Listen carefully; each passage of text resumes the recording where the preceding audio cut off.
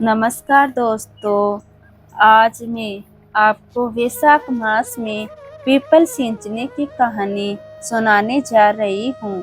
अगर आपको ये कहानी पसंद आए तो कमेंट बॉक्स में पीपल देव की जय अवश्य लिखिए। साथ ही अगर आपने अभी तक मेरे चैनल को सब्सक्राइब नहीं किया तो सब्सक्राइब कर लीजिए और बेल आइकन को क्लिक ज़रूर करें ताकि हमारे वीडियो के नोटिफिकेशन आपको मिलते रहें। अब सुनिए ये कहानी। बहुत समय पहले की बात है। एक गांव था। उस गांव में एक परिवार रहता था। उस परिवार में एक ननद और एक भाभी थी। भाभी अपनी ननद से बहुत प्यार करती थी। वो उसे हमेशा अपने साथ रखती थी। भाभी जहाँ भी जाती वह अपनी ननद को साथ ही लेकर जाती थी। इसकी वजह ये थी कि उसकी सास ने मरते वक्त अपनी बहू से कहा था, बहू मेरी बेटी का ख्याल रखना, उसे अपने बच्चों की तरह ही प्यार करना। बहू ने सास को वचन दिया था और बहू सास को दिया हुआ वचन बहुत अच्छी तरह से निभा रही थी। वे अपनी ननद का खूब ख्याल रखती थी। अभी बहू के कोई संतान भी नहीं थी। ननद भाभी बहुत प्यार से रहती थी। एक बार की बात है, वैशाख मास का महीना आया तो भाभी रोज सुबह स्नान करती, पूजा पाठ करती और पीपल की पूजा व जल चढ़ाने भी जाती थी। ननद भी अपनी भाभी के साथ पीपल की पूजा करने जाती थी। पूजा करने के बाद भाभी हाथ जोड़कर पीपल देव से प्रार्थना करती कि हे पीपल देव, मुझे एक पुत्र दे दो। उधर ननद अपनी भाभी को देखकर प्रार्थना करती कि हे पीपल देव, जो भाभी ने मांगा है वही मुझे भी देना। इसी तरह ननद भाभी रोज पूजा करती और पीपल सींचने जाती। धीरे धीरे वैशाख का पूरा महीना बीत गया। पीपल देव ननद भाभी की पूजा से बहुत प्रसन्न थे। उन्होंने भाभी को तो पुत्र होने का वरदान दे दिया, लेकिन ननद के बारे में सोचने लगे कि मैं इसे पुत्र कैसे दे दूं। ये तो अभी कुंवारी है, अगर मैं इसको पुत्र दे दूंगा तो इसकी बदनामी होगी, सब लोग क्या सोचेंगे।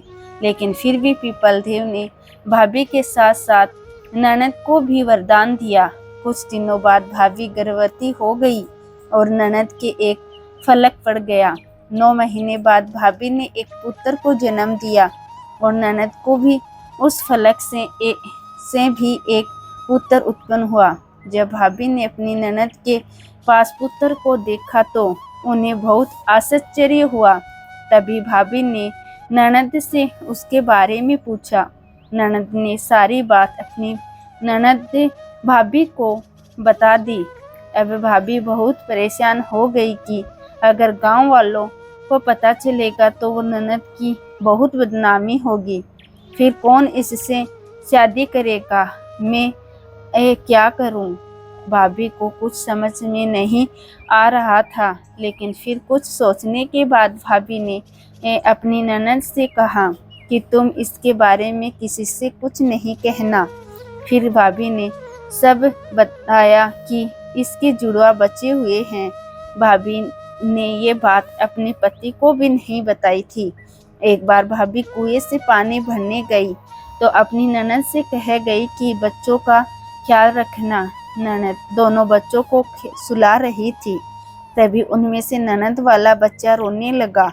उसने उसे अपनी गोद में उठाया और कहने लगी, बिना बाप का कांधा बोल कहाँ से आया। वो ऐसे ही बोले जा रही थी, तभी उसका भाई वहाँ आ गया और उसने अपनी बहन की सारी बात सुन ली। उसने अपनी बहन से तो कुछ नहीं पूछा, क्योंकि वो सोच रहा था कि अगर मैं अपनी बहन से पूछूंगा तो वो बहुत ही शर्मिंदा हो जाएगी। इसलिए उसने सोचा कि जब मेरी पत्नी आ जाएगी मैं उससे पूछूंगा। जब उसकी पत्नी पानी भरकर आई तो उसके भाई ने अपनी पत्नी से पूछा कि सुनो, मेरी बहन ऐसा क्यों बोल रही थी। पहले तो भाभी ने झूठ बोल दिया, लेकिन भाई समझ गया कि कुछ तो बात है। तब भाई ने अपनी पत्नी को डांटकर पूछा, देखो क्या बात है, मुझे सच सच बताओ क्या बात है। तब भाभी ने सारी बात अपने पति को बता दी। भाई ये बात सुनकर बहुत परेशान हो गया और सोचने लगा कि अब मैं क्या करूं। मेरी बहन की तो बहुत बदनामी होगी, मेरी बहन से कौन शादी करेगा। फिर वह उस बच्चे को लेकर पीपल देव के पास गया और बोला, हे पीपल देव, आपने ये क्या किया। मेरी बहन तो नादान थी, लेकिन आप तो सब जानते हैं, फिर आपने ऐसा क्यों किया। अब आप ही इस बच्चे को संभालिए। यह कहकर भाई बहुत ही रोने लगा। भाई की करुण पुकार सुनकर पीपल देव को दया आ गई। तभी पीपल देव दो टुकड़ों में बंट गया। तब वह बच्चा उस पीपल में समा गया। पीपल फिर से जुड़ गया, लेकिन वहाँ बने चबूतरे में दरार पड़ गई।